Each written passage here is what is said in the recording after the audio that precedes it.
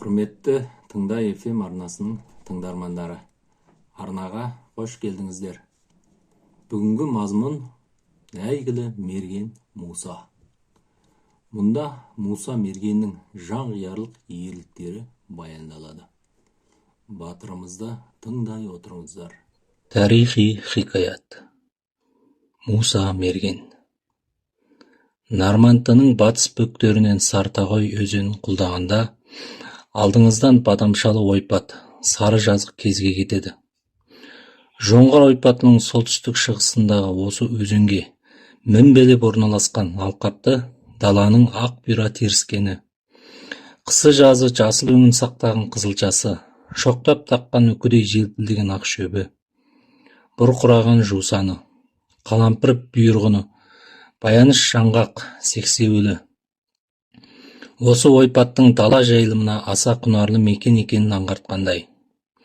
Қаптаған қаз мойын бөкенімен жондап жортқан құланы көздің жауын алады.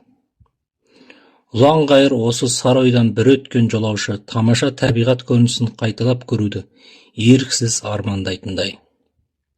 Айналасын көк аспан жиектеген кең де жазық дала алыстан теңіздей толқып сағымданады. Сырын ішіне бүгіп, бейғам ұйқыда жатқан осы даланы маңның ойы деп атайды. Отаншыл батыр, әрі ауыздан ауызға аңыз болып тараған, Құралайды көзінен ататын атақты мерген Муса Тұрғынбайұлы сол маң ақсақалдың немересі екен. 1820 жылдан бұрын маң Алтай ауданының Сарқұсын өңірін мекендеп, өзі қайтыс болған соң Тұрғынбай, Тұрықбай деген балаларымен сол ауылдағы аталас туыстары Сартоғай өзенін өрлеп келіп, Нарманты бөктеріне қоныстанған. Ол кезде егіншілікпен шұғылдану кәсіп болып қалыптаспағандықтан, жалаң мал шаруашылығымен тіршілік еткен көшпенді халықтың көбі тірлік қамы үшін жүнді бас садақпен ұсақ түйек аң аулайды екен. Кейін келе маңның ортаншылы Тұрықбай білтелі қара мылтық сатып алып, бөкен аулап, шұғыл ауқаттаныпты. Муса мергендікті әкесінің інісі Тұрықбайдан үлгі алып жүріп қалыптастырыпты. Мергеннің балалы шағы. Ертеректе топтасып аң аулау қазақ сақарасына жалпыласқан қимылдардың бірі. Ол ауқатты адамдар үшін көңіл ашу, салтанат құру харекеттерін алса, еңбекші қауым жөнінен алғанда жанама кіріс қайнары іспетті болыпты. Тағы бір жақтан мергендікке жатылу арқылы өзі жасап отырған отан топырағын, ұрпақтарын қорғауды мақсат етеді екен. Мергендік шапшаң қимылдың, қажырлы жаттығудың, орнықты жүректің, тежемді тыныстың, өткір көздің, ебдейлі саусақтың екі қарауылға сәйкесуі арқылы дұрыс межеленген аралықтағы нысанаға ұштасуының жемісі. Ептілік пен ерліктің туындысы, сондықтан халық аңды алдымен ерінбеген, онан соң көрінбеген алады деп бекер айтпаған. 13 жасынан бастап үміт күттіре бастаған өжет Мусаны әкесінің інісі Тұрықбай жанындай жақсы көріп баулыған. Әр жолы аңға шыққанда қасынан тастамай ертіп жүріп, аңға қалай жақындаудың, атыс жерді қалай талдаудың әдіс айласын үйреткен. Зерек Муса әр кезекті аңшылықтан мол білім алып есейе берген. Бір жолы ұзақ салбұрынға шыққан қарт аңшылар қансонарда түлкі қуып кетіп, Муса қоста бақыршылық істеп, қосарат көлік таңдауға қалады. Сол күні қатты соққан бораннан аңшылар кеште қосты тауып қайталмай, қоста жалғыз қалған бала мылтықты оқтап, бекітулі аттарды күзетеді. Таңға жақын бекіткен аттарға араласып кеткен екі қасқырға Муса ай жарығымен екі оқ шығарады. Бір қасқыр табанда жығылып, бірі төбен асып кетеді. Жерге жарық түсе төбеге шыққан Муса оқ тиіп жығылған, тағы бір қасқырдың жатқанын көреді де, атқан екі оғының да дәл тигеніне қатты қуанады. Түс ауа қайта оралған қарт аңшылардың алдына бауашпаған бала мерген екі арлан қасқырды көлденең тартады. Бойын қуаныш кернеген қарт мерген Тұрықбай сол күні қосын жығып үйіне қайтып келеді де, ауыл аймағын жинап, ақсарбас айтып сойып тілеу жасайды. және өзі мініп жүрген атақты жүйрік Бөкенгер деген атын көп алдында Мусаға міндіреді. Көптің қошаметіне ие болған бала осыдан соң мергендікке онан арман жатыла береді. Бірнеше жыл өтпей ақ таңды үркітіп, бет деген жағына сана бататын деңгейге дейін жетіп, оның мергендігі ел ортасында аңызға айналады. Сол кезде Ақбөкеннің қос мүйізі 100 қойдың құнына тура келетіндіктен, маңның балалары мен немерелері бөкен аулап шұғыл ауқаттана бастайды. Маңның ойы аталатын осы далада оның ұрпақтары ғасырға жуық тіршілік етеді. Атақты мерген Муса да өзінің өмірін сапарын осы ойпаттан бастайды. 1913 жылы күзде Бурылтоғайға аты шыққан Әзине мерген аң аулап жүріп маңның аулына келіп қонады. Бұл Мусаның 15 жастағы кезі. Мергендер екі қосқа бөлініп, бірнеше күн саят құрса да, қасқыр түлкі сияқты ғана атып, бөкен кезіктіре алмайды. Тек сүйек обаның ойына барғанда ғана бөкеннің үш текесі кезігіп, құмдағы жыраның мойнына қарай зымырай қашады. Мергендер қашқан бөкендер қосар ат алып жапа тармағай қуады. Бөкен керге мінген Мусаны Тұрықбай мерген жыраның мойнындағы өткек биікке түтіліп жетуді тапсырады. Желмен жарысқан жүйрікке мінген мерген мөлшерлі жерге түс ауа жетіп үлгергенде шаңдатып келе қалған бөкен текелерінің алдыңғысын атып алады. Қалғандар қайта жалт беріп келген жағына қашады. Жығылған бөкеннің басын жалмажан кесіп алған бала мерген қашқан бөкендерге кіші бесін мөлшерінде қайта таяйды да оқ бойы жерден және бірін атып алады. Қараңғы үйірілген соң жаққан алауды межелеп, екі бөкеннің мүйізін бөктеріп, үлкен олжамен қосқа оралады. Қос салып мылтық атқан аңшылар да татулық пен берекеге жасырына, күншілдік пен бәсекеге де жалғасып жүреді дейді үлкендер. Осындай көңіл күймен қарт мерген Әзинеге бөкеннің сыңар мүйізін ұсынған Тұрықбай Мусаның бүгінгі қимылына өзде ерекше қуанып, аман оралып, абыройын дасырғаның ақ сарбас айттым дейді. Әзіне қартта разылықпен қолын жайып, басыңа бақыт қонсын, жортқанда жолың болсын, ел қорғаны ер болып өс, жолдасың қызыр болсын деп батасын береді. Мусамен бірге жүргендердің айтуында, оның көз жанары төтенше өткір болып, дауыс шақырым алыста бұта түбінде жатқан түлкіні әрқандай адамнан бұрын көруші еттеседі.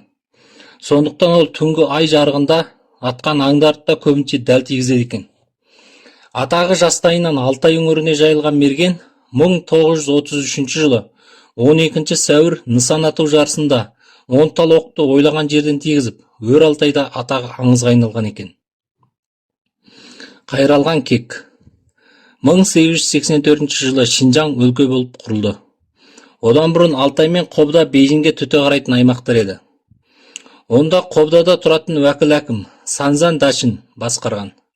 Шыңғыл ол кезде Алтай мен Қобданың шекарасы есептелетін. 1911 жылдан бастап Шар-Россия патшалығы сыртқы Монғолияға арт-артынан әскер кіргізетті, олардың дербестенуіне дем берді. Сол кезде Жынсамба деген уақыттық үкімет ұйымдастырып, Қаршада дербестік жариялап, Жұңғодан бөлініп шықты. Олар Оластай мен Қобданы тұтқиыл тартып алды да, онан соң сыртқы Монғолияның жалпы жерін иеледі. Осыдан бастап сыртқы Монғол армиясы Шыңғыл арқылы Алтайға арт-артынан шабуыл қозғап тұрды. Бұл екі елдің жауласуына апарып соқты.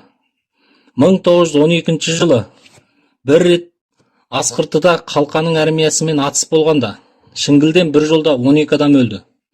Бірақ халық қаншалықты бодау берсе де, мекендерінен сүйемдей жиып бермеуге күш шығарды. Сонан бір ай өткен соң, халық әскері тағы шабуыл қозғап, бейуаз бұқарадан бір қаншаларын өлтіріп, бір қаншаларын тірі ұстап әкетті. Стамбул ауылының малын Қобда әскерлері бірақ шауып қанды қырғыншылық болды. Осындай сырт мемлекеттердің қырғыншылығы мен қысымында Шыңғыл қазақтары өз атамекендерін тастап, күн-түн демей үргіншілікке түсті. Ел күйзеліп, еңіреп, аштық пен жалаңаштық соңғы ұрпаққа қауіп төндірді. Халық ақтабан чурынды болып, Мори, Баркөл, Шонжы сияқты ішкі райондарға ауып барды. Бірақ көшпенді мал шаруашылығымен шұғылданатын халықтың түбеселі сол орындарға тұрақтап қалуына қиыншылық кезігіп, бірнеше жылдан соң байырғы мекендеріне қайта оралды. 1924 жылғы сыртқы Моңғолдан Мұқыр Толқай аталған жаулар келіп ел шапты деген хабар тағы да дөп ете түсті. Мұндай қырғыншылықтан әбден запы болған ел өз өмірлерін қорғап, ұрпағын аман алып қалу үшін жайлаудан жаз ортасында қыстаулыққа көше бастады. Керген обадан асып келген моңғол әскерлері кіші шіңгіл мен үлкен шіңгілді құлдай көшкен елді қуа соғысып, Секбілтай, Шаңқанға дейін жетіп, бірнеше ауылды қырғындады. 20-30 адам қаза болып, шапқыншы әскерлер халықтың жан бағып отырған малын түп құтыр айдап әкетті. Қолында қаруы жоқ момын халық торғайдай тозып, тау сағалап, жылғаларды паналап, аласапырандыққа түсті. Ноғайбай Үкірдай ауылындағы Муса мерген бастаған бірнеше азаматтар халықты қорғап, атыса жүріп шегініп, Баркол Мори жаққа көше барып, жазшыға қайта мекендерін оралды. 1933 жылы Шыңғысай билік басына шыққан соң, алман салық тіпті де ауырлап, егін егілмей, сауда-саттық үзіліп, халық тұрмыста төтенше күйзелді. Бұрыннан оқу ағарту, мәдениетте кенже қалған момын халықты тұрмыстан туралатып ұстау жолымен бағындыру шың үкіметінің басты тәсілі болды. Сол жылдары әр орнынан ашылған, аштан өлген адамдардың хабарда құлаққа жиі естіліп тұрды. Бұл халық тіпті де күйзелді. Америка құрлығына ағылшындар алғаш кіргенде индиандарды кең көлемде қырғындау арқылы бағындыра алмаған, ашықтыру жолымен де түбегейлі жойып мақсатына жете алмаған. Соңында оларды оқу ағартумен мәдениеттен туралатып, алдыңғы буын саналы адамдарды жойып, халықты іштей еріту арқылы мақсатын жүзеге асырған еді. Дәл Чар Россияда осы тәсілмен жүздеген ұлттарға билік жүргізе алған. Шың үкіметте сол тәсілдерді пайдаланып, алғашта өзі күтпеген алты саясаттың керісінше ел ішіндегі ықпалды адамдарды қойдай көгендеп тұтқындады. Тағы бір жақта ел ішіне іріткі салып, қайшылық тудырып, сатқын тыңшыларды көбейтті. Өз майымен етін қуыру тәсілін қолданды. Бастапта момын халық Шыңғысай үкіметінің бұл айласын танып жете алмағандықтан бір мезгіл алданып қалды. Ел ішінде саналы азаматтарды құрту ғана халықты бойсұндырудың ұтымды шарасы деп есептеген Шыңғысай үкіметі халықтың мойнына кигізген қанда-жырғыны барған сайын тарылта берді. Бірақ халықтың қарсылығы қаншалықты екендігін кезінде өзі де дұрыс межелей алмады. 1934 жылы сыртқы Моңғолияның шапқыншы әскерлері Шіңгіл ауданында Бұлғын өзенін құлдай қырғыншылық жүргізді. Ол кезде Шың үкіметінде халықты сыртқы жаудың шапқыншылығынан қорғайтын күш те ниет те болмады. Сыртқы жаудың монтизм армиясына қан жоса болған Шіңгіл қазақтары Көктоғай ауданындағы Қаратөңкенің құйғанына шегінді. Қан теңізін кешкен халықтың бір бөлімі Кеңмойнақ деген жерге жеткенде, сыртқы Моңғолияның ат әскерлері қуғындай шабуылдап, бір аэропланы келіп бомбалап, әр күні халықты қырғындап тұрды. Қан келді, Секел руларын негіз еткен көшпенді ауылдан көптеген отбасы орнымен құрып, мыңның үстінде көлік көмілмей далада қалды. Жергілікті халық бұл бір тарихи қырғыншылықты жалғыз аэроплан соғысы деп атайды. Осында ішкі және сыртқы жаулардың қырғыншылық астында жүріп, халық өздіктерінен ұйымдасып, ата мекендерін қанды бодау бере жүріп қорғап келді. Ішкі сыртқы жаулардың қырғыншылығы мен қысымы салдарынан панасыздық пен аш-жалаңаштықтан ашты сабақ қабылдап, берекесін бекемдеп, ұйымдасу саналылықтарын өсіре бастады. Саналы азаматтардың бұрау әбден ширап, ішкі наразылық біртіндеп күшейіп, Шыңғысай үкіметіне қаратылған ашық қарсылыққа айналды. Содан барып 1939 жылғы Есімхан Ырысқан төңкерісі бұрқ ете түсті. Осы көтерілісті ұйымдастырушылардың бірі, әрі атойлап алға шыққан халықтың қолбасшысы Муса Мерген көпті бастап соғысқа аттанды. Мергеннің соңғы өмірі. Муса атқан оғы жерге түспеген Мерген ғана емес, әрі соғыс стратегиясына толық жетілген маман, сабырлы батыр, сылған басшы еді. Ол өз өмірінде 4 үлкен соғысқа қатынасқан. Әрқандай соғыста олжаға қызықпайтын, көпшіл, кішіпейіл, мөралмен де басқаларға өнеге бола білген. Ол басқаларға соғыстың түпкі мақсаты ұрпақтардың ертеңгі болашағын қорғау үшін болады. Сондықтан береке мен бірлік соғыстың жеңісін белгілейді.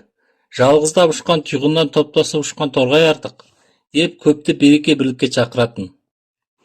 Ол қатысқан алғашқы соғыс Сартоғай бойында болып, Шыңғыстай үкіметінің азық-түлік, қару-жарақ, оқ-дәрі сияқты әскери қорын қолға түсірген.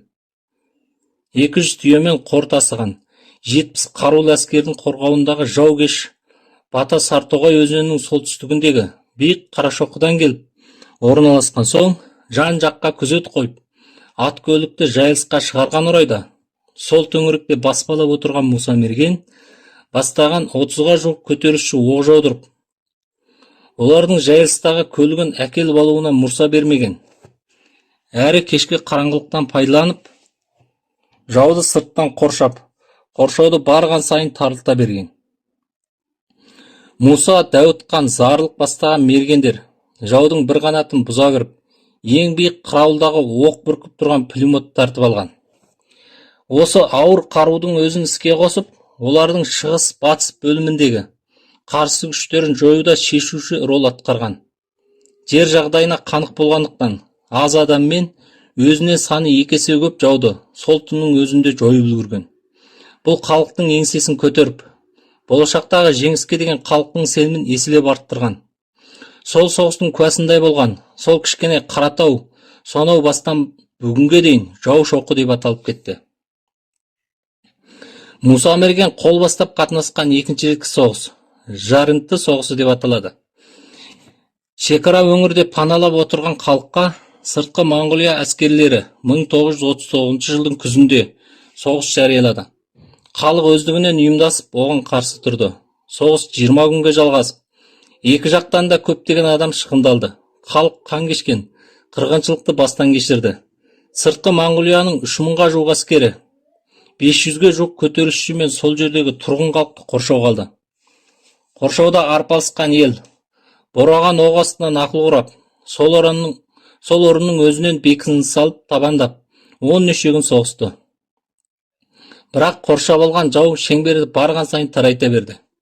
Жау басым, олар әлсіз болған жағдай астында қоршауды амалдап бұзып жығуды жобалады. Көтерілісшілер мен ауылдағы кемпір-шал, балаларға дейін жаназасы шығарылып, бір тал оқ, бір тал адам қалғанша соғысу бекімі жасалды. Жауға бағынып жан бағудан, жастығын ала жатқан өлім артық дейтін ниетпен халық қаһармандық соғыс жүргізді. Әдеттегі руға, жікке бөлінетін берекесіздік жойылып, жауға қарсы күрес жүргізіп, ұрпақты қорғау халықтың ортақ ниетіне айналды. Отан топырағын сыртқы ел шапқыншыларынан қорғау жолында халық қаншалық бұдау берсе де жауға бас имеді. Алған беттерінен қайтпады. Әр реткі соғыста өлгендерге оқылған Құран, зарланған көрс, көптің кек жалын лаулата берді. Сондықтан да жаудың толық қаруланған монтизм армиясына шағын қарумен қаруланған көтерілісшілер төтеп бір алды. Жарынты соғысында Зәтелбай, Ноғайбай, Дағыстан тағы басқа халықтың көптеген ардагер азаматтар оқ ұшты. Бірақ қанды қырғын халықтың кегін қайратын ұштай берді. Сыртқы Моңғолия әскерлерінен де әр күн шығын молайып, кек кернеген ел жау әскерлерінің ілгерілей беруіне мүмкіндік бермеді. Жау әскерлерінің әлсіреген бір мезгілінен пайдаланып, Мұса, Дәуітқан, Сүлеймен, Құсбек, Сұлубай, Кәлимолла деген батырлар бастап жаудың бір қанатын бұзып шығып, қайта шабуылға өтіп, шапқыншыларды ойсырата жеңді. Негізгі қарауылдарды елеп қайтарма соққы беріп, халықты қоршаудан құтқарып шықты. Бірақ осы реткі соғыста көтерілісшілерден де көптеген адамдар оққа ұшқандықтан, талай жетім бала, жесір әйел панасыз зарлап қала берді. Ер басына күн туса, етігімен қан кешер, ат басына күн туса, ауыздықпен су ішер дейтіндей соғыстың алдыңғы майданына жан аямай араласқан ел басшыларының бірі Зәтелбай марқұм жараланып келіп аттан түскенде, етікке құйылған қан қонышынан асып бөгіліп, бұрқылдап ағып тұрған еді дейді көргендер. Мұса Мерген басшылық еткен тағы бір реткі соғыс Шаған ірге деген жерде болды. негізгі артқы күшін Дабысын мен Сартоғай бойына орналастырып, Шыңғысай өкіметінің әскерлері сол кезде Шыңғыл бойында ойына келген істейтін. 1940 жылдың басында Шың өкіметі бір төн әскер шығарып, Шыңғыл бойындағы көтерілісшілерді түбегейлі жою жобасын жасады да, Нарманты тауының шығыс солтүстігін ала Шағанегірге деген жерге келіп түсті. Көтерілісшілерден 400-ге жуық адам ұйымдасып, қарсы атысуға әзірленді. Бірақ бұл ұйымдасқан адамдар ортасында қарулы адам 200-дей ғана болып, қалған адамдар сойыл, қайың шоқпармен соғысқа шықты. Толық қаруланған Шыңғысай әскерлері ауыр пулеметтерді іске қосып, көтерілісшілерді жуытпады. Қаша соғысу байламына келген көтерілісшілер бір рет жабылдап барып, жапа тармағай қайта қашып, тактикалық шегініс жасады. Дүрбімен қарап отырған Шыңғысай үкіметінің әскери қолбасшылары көтерілісшілерді құралдың мардымсыз екенін көріп, жалпы бет шабуылға өту бұйрығын түсірді. Көтерілісшілер аса шеберлікпен бытырай қашып, тау ішіне кіріп, әр жылғаға 10-нан 15-тен бөлініп, қуғыншы жауды тосқауылдады. Аптыққан жаудың екі атты лияны көтерілісшілерді өкшілей атқылап, артқы жаяу әскерлерінен бірнеше шақырым ұзап тау ішіне кірген соң, Муса және тағы басқа мергендер тосып отырып, олардың бірнешеуін атып түсірді. Шығындалған жау әскерлері ахуалдың өздері межелегендей емес екенін байқап, абыр-сабыр болған жағдайда тұс-тұстан аттан салып айғайлаған көтерілісшілер сойыл шоқпармен жауға араласып, олардың қайта қайырылып оқ атуына мұрса бермей, бір демде екі лиян әскерді тып-типыл жойды. Ат әскердің бір лияны орыс әскерлерін негіз етіп, аралас соғыста Калимолла балуан ат әскер лиянының бастығын шоқпармен ұрып жығып, мылтығын тартып алады. Басшысынан айырылған әскерлердің бір бөлімі мылтықтарын тастап, еріксіз бағынады.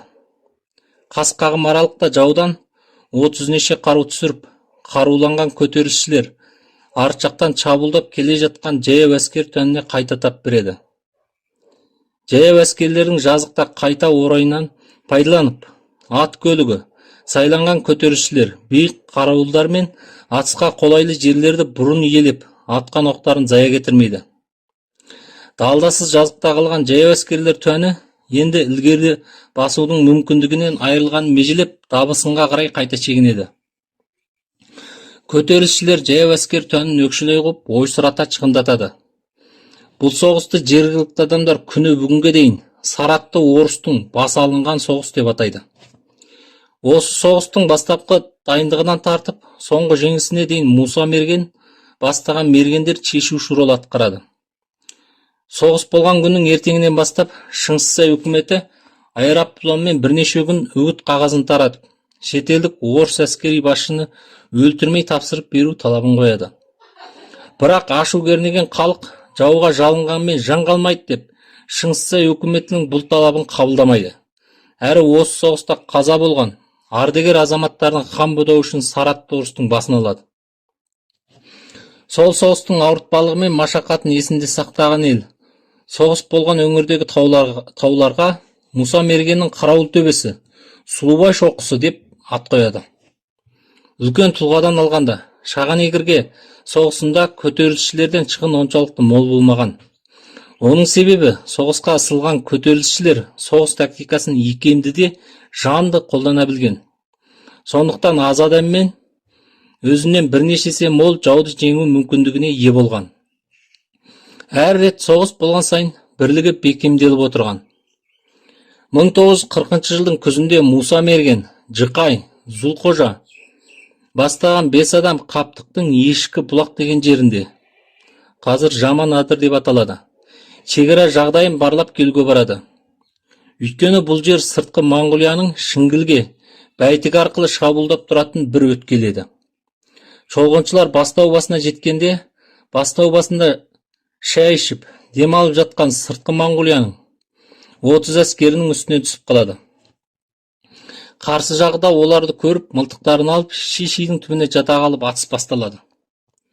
Жазыққа түссе құтылмайтынын білген шолғыншылар атысу байламына келеді. Екі адам аттарды ұстап тұрады да, Муса бастаған 3 адам бекініс алып, жауларға қарсы оқ шығарады. Ел үшін туған ер Мусаның көңіліне өлімнің елесі де келмейді. Тәжірибелі мерген атылған мылтықтан шыққан түтінмен шидің бүлк еткен қозғалысын бағып, бірден санап жаудың бірдемде 28 әскерін жалғыз өзі тератады. Бір адам қашып құтылады. Жаралы біреу қолын көтеріп, бағынған бейне білдіріп түрегелетте қайта құлап кеткен сияқтанады. Бағынған болса мылтығын тастап бері шық деп басын көтере берген мергенді аңдып жатқан жаралы жау дәлдеп атып қалады. Жау аяған жаралы дегендей, елім деп еңіреп туған батыр жүрек отан шекарасын шетел шапқыншыларынан қорғау жолында соғын мәңгілік тоқтатады. Жұлдыздай жайнаған мерген көз жарығы мәңгілікке сөнеді. Қайғылы хабарды естіген ел егіліп аза тұтады, қайғырады. Жауларға деген кектері қатая береді. Мергеннің жетісін өткізген күні ел ақсақалдары жиылып, оның мылтығы мен атын сол кезде 16 жасқа толған Жәметке тапсырып береді. Көп тілеу көл дегендей, Жәмет те кейін әкесінде атақты мергеннің бірі болып жетіседі. Әңгіме ұнаған болса, арнамызға жазылып, лайк басып, жақын туыстарыңызбен, достарыңызбен бөлісе отырыңыздар.